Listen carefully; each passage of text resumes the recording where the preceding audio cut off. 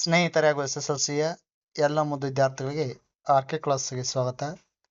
ಈ ತರಗತಿಯಲ್ಲಿ 10ನೇ ತರಗತಿಯ ಗಣಿತದ ಘಟಕವಾದಂತಹ ವಾಸ್ತವ ಸಂಖ್ಯೆಗಳು ಈ ಘಟಕದಲ್ಲಿ ಬರ್ತಕ್ಕಂಥ ಅಭ್ಯಾಸ 1.1ರ ಸಮಸ್ಯೆಗಳನ್ನು ಬಿಡಿಸೋಣ. ಸ್ನೇಹಿತರೆ, ಇದುವರೆಗೆ ತಾವು ನನ್ನ ಚಾನಲ್ಗೆ ಸಬ್ಸ್ಕ್ರೈಬ್ ಆಗದೇ ಇದ್ರೆ ಸಬ್ಸ್ಕ್ರೈಬ್ ಆಗಿ, ಲೈಕ್ ಮಾಡಿ, ಫ್ರೆಂಡ್ಸ್ಗೆ ಶೇರ್ ಮಾಡಿ. ನಾನು ಮಾಡಿರ್ತಕ್ಕಂಥ ಎಲ್ಲ ಘಟಕ ವಿಡಿಯೋಗಳನ್ನ ತಾವು ವೀಕ್ಷಣೆ ಮಾಡಬೇಕಾದ್ರೆ ತಪ್ಪದೆ ಪಕ್ಕದಲ್ಲಿರ್ತಕ್ಕಂಥ ಬೆಲ್ ಐಕಾನ್ ಒತ್ತಿ. ನಿಮಗೆ ನೋಟಿಫಿಕೇಶನ್ ಆಗೋದ್ರ ಮೂಲಕ ಎಲ್ಲ ಘಟಕಗಳ ವಿಡಿಯೋಗಳು ಲಭ್ಯ ಆಗ್ತಕ್ಕಂಥದ್ದು. ಈಗ ವಾಸ್ತವ ಸಂಖ್ಯೆಗಳು ಅಂದರೆ ಅಭ್ಯಾಸ 1.1ರಲ್ಲಿ ಬರ್ತಕ್ಕಂಥ ಸಮಸ್ಯೆಗಳನ್ನು ಬಿಡಿಸೋಣ. ಒಂದನೇ ಪ್ರಶ್ನೆ, ಅವಿಭಾಜ್ಯ ಅಪವರ್ತನಗಳ ಗುಣಲಬ್ಧವಾಗಿ ವ್ಯಕ್ತಪಡಿಸಿ.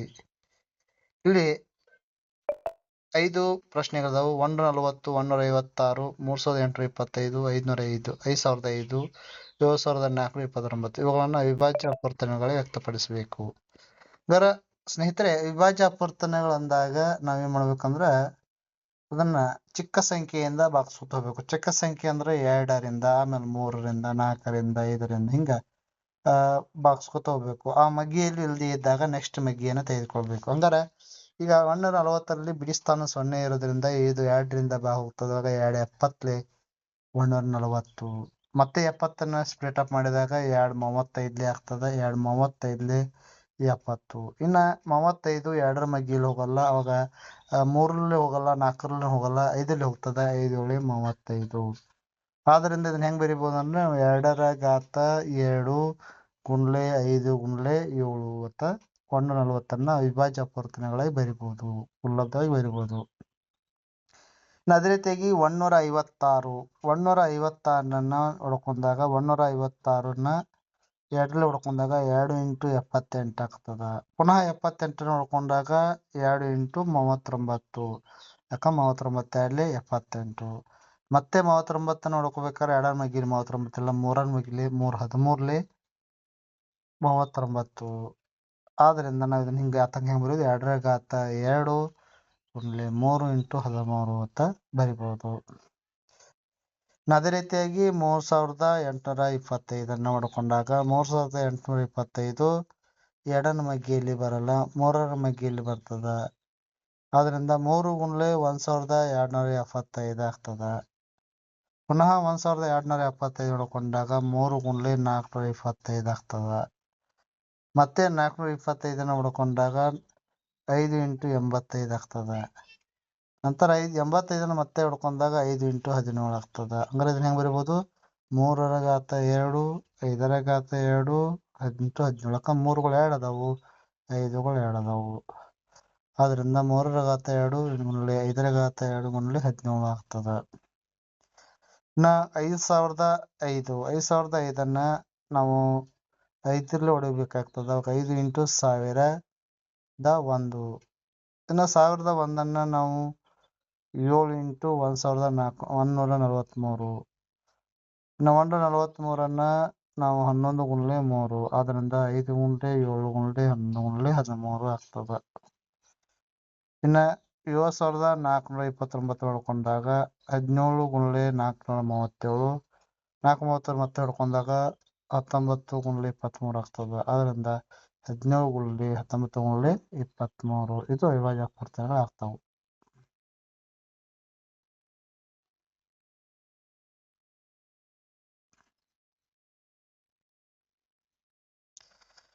ಲಸ ಮತ್ತು ಮಸಗಳನ್ನ ಕಂಡುಹಿಡಿದು ತಾಳೆ ನೋಡಿ. ಹಂಗಾರೆ ತಾಳೆ ನೋಡ್ಬೇಕಾದ್ರೆ ಸೂತ್ರ ಲಸ ಮತ್ತು ಮಸಗಳ ಗುಣಲಬ್ಧ ಆ 2 ಸಂಖ್ಯೆಗಳ ಗುಣಲಬ್ಧಕ್ಕೆ ಸಮವಾಗಿರ್ತದೆ, ಅಥವಾ 2 ಅಪವರ್ತನಗಳ ಗುಣಲಬ್ಧಕ್ಕೆ ಸಮವಾಗಿರ್ತದೆ. ಆದ್ರಿಂದ 26 ಮತ್ತು 91ನ್ನ ನಾವು ಮಾಡ್ಬೇಕಾದ್ರೆ 26ನ್ನ ಹೊಡ್ಕೋತ ಹೋದಾಗ 26ನ್ನ ನಾವು 2 ಗುಣ್ಲೆ 13 ಅಂತ ಹೊಡ್ಕೋಬಹುದು. 91ನ್ನ 7 ಗುಣ್ಲೆ 13 ಅಂತ ಹೊಡ್ಕೋಬಹುದು. ಹಂಗಾರೆ ಮಸ ಅಂದಾಗ 2ರಲ್ಲಿ ಸಾಮಾನ್ಯವಾಗಿರ್ತಕ್ಕಂಥದ್ದು. ಇಲ್ಲಿ 13 ಅದ, ಇಲ್ಲೂ 13 ಅದ. ಆದ್ರಿಂದ ಮಸ 13. ಇನ್ನು ಲಸ ಕಂಡುಹಿಡಿಬೇಕಾದ್ರೆ ಸಾಮಾನ್ಯ ಅಪವರ್ತನ ತೆಗೆದುಕೊಂಡು ಉಳಿದವುಗಳನ್ನ ಗುಣಾಕಾರ ಮಾಡಬೇಕು. ಸಾಮಾನ್ಯ ಅಪವರ್ತನ 13, ಉಳಿದವುಗಳು 2 ಮತ್ತು 7. ಈಗ 2 7 14, 14 × 13 ಮಾಡಿದಾಗ 14 13 182 ಆಗ್ತದ. ಎಷ್ಟು 182. ಅಂದ್ರೆ ನಾವು ತಾಳೆ ನೋಡೋಣ. ತಾಳೆ ನೋಡಿದಾಗ ಎರಡು ಅಪವರ್ತನಗಳ ಗುಣಲಬ್ಧವನ್ನ ಮಾಡಬೇಕು. ಎರಡು ಅಪವರ್ತನಗಳ ಗುಣಲಬ್ಧ ಮತ್ತು ಲಸ ಮಸಗಳ ಗುಣಲಬ್ಧ ಮಾಡಬೇಕು. ಹಂಗಾರೆ ಲಸ ಮಸ ಗುಣಲಬ್ಧ ಮಸ 13 ಬಂದದ, ಲಸ 887. ಎರಡದ್ರ ಗುಣಲಬ್ಧ 2366 ಆಗ್ತದ. ಅಪವರ್ತನಗಳ ಗುಣಲಬ್ಧ 26 ಗುಣಲೆ 91 ಮಾಡ್ಬೇಕು. ಅದು 2366 ಬರ್ತದೆ. ಆದ್ದರಿಂದ 2366 2366 ತಾಳೆ ಸಮ ಆಗ್ತದ.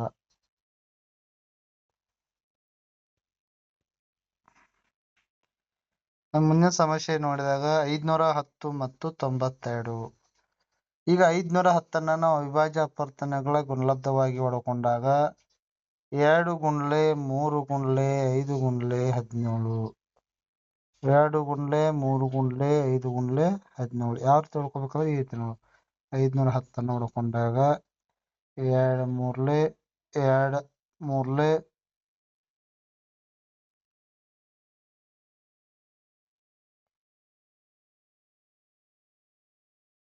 ನೋಡ್ರಿ 2 ಮೂರ್ಲೆ ಅಲ್ಲ ತಪ್ಪದ. 2 ಎರಡ್ಲೆ 4. 2 ಎರಡ್ಲೆ ಎಷ್ಟು 4. 1 ಐತು 11 10. 2 ಐದ್ಲೆ 10. ಆಮೇಲೆ 1 ಐತು 2 ಐದ್ಲೆ 10. ನೆಕ್ಸ್ಟ್ 3 ಹೊಡ್ಕೊಳ್ಳೋಣ. 3 ಐದ್ಲೆ 15. ಇಲ್ಲ 3 ಹೊಡ್ಕೊಂಡಾಗ 3 7 21. 3 ಎಂಟ್ಲೆ 24. 3 ಎಂಟ್ಲೆ 24 ಅಂದ್ರೆ 3ಲಿ ಹೋಗಲ್ಲ, 5ಲ್ಲಿ ಹೋಗ್ತದ. ಆಗ 5ಲ್ಲಿ ಹೊಡೋಣ. 5ಲ್ಲಿ ಹೊಡೋಣ. 5 ಐದ್ಲೆ 25. 5 ಒಂದ್ಲೆ 5. ಇನ್ನು ಮತ್ತಲ್ಲಿ 3ಲಿ ಹೊಡೆಯೋಣ. 3 ಒಂದ್ಲೆ 3. 3 ಏಳು 21. ಆಮೇಲೆ 17. 17 17. ಆಗ 2 ಗುಂಡ್ಲೆ 3 ಗುಂಡ್ಲೆ 5 ಗುಂಡ್ಲೆ 17 ಆಗ್ತದೆ. ಇನ್ನು ಅದೇ ರೀತಿ 92 ಹೊಡ್ಕೊಂಡಾಗ 2 ಗುಂಡ್ಲೆ 2 ಗುಂಡ್ಲೆ 23 ಆಗ್ತದೆ. ಆದ್ದರಿಂದ ಮಾಸ 2 ಲಸ ಸಾಮಾನ್ಯ ಅಪವರ್ತನ ಏನಾಗ್ತದ 2 ಸಾಮಾನ್ಯ ಅಪವರ್ತನ ಆಗ್ತದ. ಲಸ 2 ಗುಂಡ್ಲೆ 3 ಗುಂಡ್ಲೆ 5 ಗುಂಡ್ಲೆ 17 ಗುಂಡ್ಲೆ 23. ಇಲ್ಲಿ ಲಸ ಕಂಡಿಬೇಕಾದ್ರೆ 2 ಮತ್ತೆ 2ರಲ್ಲಿ ಗರಿಷ್ಠ 2 ನಾವು ಉಳಿದವುಗಳನ್ನ ಎಲ್ಲವನ್ನ ಗುಣಾಕಾರ ಮಾಡ್ಬೇಕು. ಅದ 23,460 ಆಗ್ತದ. ಇನ್ನು ಲಸ ಮಸಗಳ ಗುಣಲಬ್ಧ ಮಾಡೋಣ. ಅವಾಗ 23,460 ಇಂಟು 2 ಅಂದಾಗ 46,920 ಆಗ್ತದ. ಇನ್ನು ಅಪವರ್ತನ ಗುಣಲಬ್ಧ ನೋಡೋಣ. 510 ಇಂಟು 92 ಮಾಡಿದಾಗ ಅದು ಸಹ 46,920 ಆಗ್ತದೆ. ಆದ್ದರಿಂದ 46,920 46,920 ಆಗ್ತದ. ತಾಳೆ ಸಮ ಆಗ್ತದ. ಇನ್ನು 336 ಮತ್ತು 56. 336 ಹುಡ್ಕೊಂಡಾಗ ಇಲ್ಲಿ 336 ಎರಡರಲ್ಲಿ ಹುಡ್ಕೋಬೇಕು. ಇವಾಗ ಎರಡರಲ್ಲಿ ಹೊಡ್ಕೊಂಡಾಗ 2 ಒಂದ್ಲೆ 2. 1 ಇರ್ತದ 13 ಆಗ್ತದ. 2 ಆರ್ಲೆ 12. 1 ಇರ್ತದ 2 ಎಂಟ್ಲೆ 16. 2 ಎಂಟ್ಲೆ 16. 2 ನಾಲ್ಕಲೆ 8. ನೆಕ್ಸ್ಟು 2 ನಾಲ್ಕಲೆ 8. 2 4. ನೆಕ್ಸ್ಟು 2 2 4. 2 ಒಂದ್ಲೆ. ಆಮೇಲೆ 3 ಏಳೆ. ಆಮೇಲೆ 7 ಒಂದ್ಲೆ. ಆದ್ದರಿಂದ 2ರ ಘಾತ ಎಷ್ಟು 2 ಎಷ್ಟು ಬರ್ತದೆ 4 ಬರ್ತದೆ. 2ರ ಘಾತ 4 3 ಗುಂಡ್ಲೆ 7. 2ರ ಘಾತ 4 ಗುಂಡ್ಲೆ 3 ಗುಂಡ್ಲೆ 7. ಇನ್ನು 50 ಹೇಳ್ಕೊಂಡಾಗ 2 ಗುಂಡ್ಲೆ 3 ಗುಂಡ್ಲೆ 3 ಗುಂಡ್ಲೆ 3 ಅಂದ್ರೆ 3ರ ಘಾತ 3 ಆಗ್ತದೆ. ಹಂಗಾರೆ ಈಗ ನಮಗೆ ಮಾಸ ಏನಾಗ್ತದಂದ್ರೆ 2ರ ಘಾತ 4 ಮತ್ತು 2ರಲ್ಲಿ ಸಾಮಾನ್ಯ 2. ಇನ್ನು 3ರ ಘಾತ 3 ಮತ್ತು 3ರಲ್ಲಿ ಸಾಮಾನ್ಯ 3 ಆಗ್ತದೆ. 2 3ಲೆ 6. ಇನ್ನು ಲಸ ಕಂಡ್ಬೇಕಾದ್ರೆ ಗರಿಷ್ಠ ಘಾತವನ್ನು ತಗೋಬೇಕು. 2ರ ಘಾತ 4 3ರ ಘಾತ 3 ಮತ್ತು 7 ಒಂದನ್ನು ಗುಣಾಕಾರ ಮಾಡ್ಬೇಕು. ಅವಾಗ ಮಾಡಿದಾಗ 3024 ಆಗ್ತದೆ. ಇನ್ನು ಲಸ ಮಸಗಳ ಗುಣಲಬ್ಧ ಮಾಡಿದಾಗ 3024 ಗುಣಲೆ 6 ಮಾಡಿದಾಗ 18,144 ಆಗ್ತದೆ. ಅಪವರ್ತನ ಗುಣಲಬ್ಧ ಮಾಡಿದಾಗ 336 ಗುಣಲೆ 54 18,144. 18,144 18,144 ಆಗ್ತದೆ.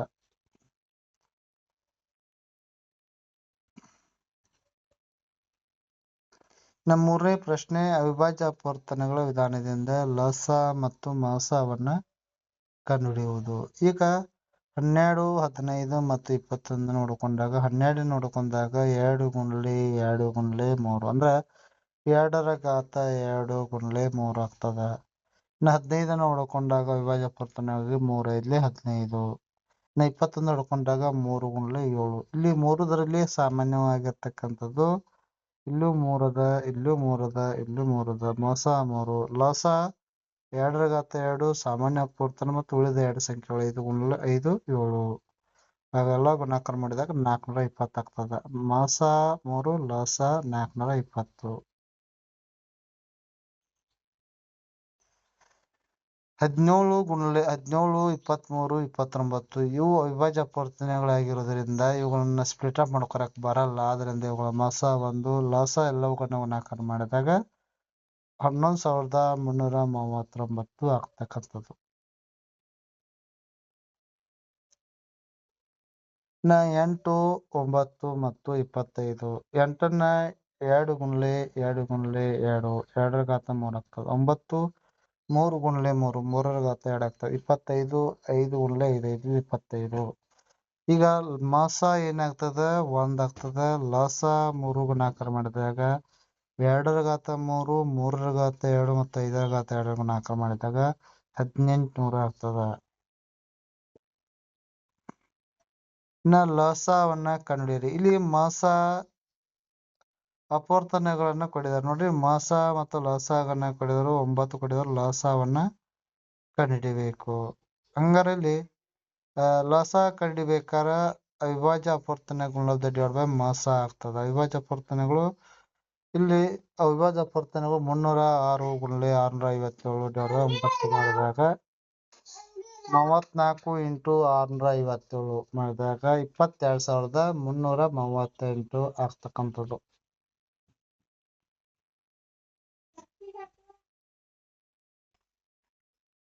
5ನೇ ಪ್ರಶ್ನೆ.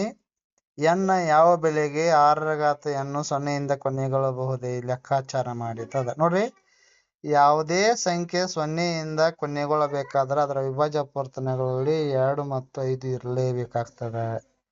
ಅಂದ್ರೆ 6 ರ ಘಾತ n ಅನ್ನು ನಾವು ಇಂಟು ಬ್ರಾಕೆಟ್ 2 ಗುಣಲೆ 3ರಷ್ಟು n ಅಂತ ಹೊಡ್ಕೋಬಹುದು. ಆದ್ರಿಂದ 2 ಘಾತಾಂಕ ಅನ್ನೋದು 2ಕ್ಕೂ ಸಂಬಂಧ ಇರೋದ್ರಿಂದ 2ಕ್ಕೂ ಮತ್ತು 3ಕ್ಕೂ 2ಕ್ಕೂ ಸಂಬಂಧ ಇರೋದ್ರಿಂದ 2 ರ ಘಾತ n ಗುಣಲೆ 3 ಘಾತ n ಆಗ್ತದೆ.